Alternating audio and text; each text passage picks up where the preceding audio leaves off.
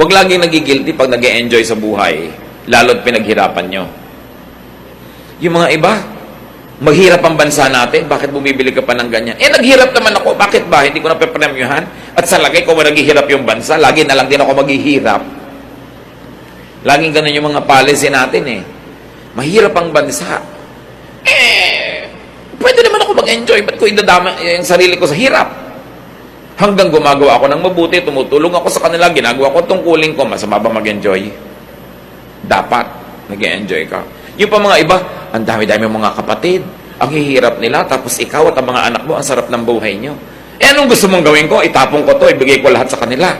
Ibinibigay sa akin ng Diyos. Ang mahalaga lang, nag-share ka. Isa madalas pangyayari sa atin ng mga kapatid Pagka ikaw medyo umangat sa buhay, tapos ang dami mga kamag-anak na ubod ng hirap, pinapagilty ka ng ibang kamag-anak mo. Binigay sa'yo ng Diyos. It's your lot. Enjoy it. Just don't forget to share. Kailangan hindi puro guilt. Find pleasure at work. That is important.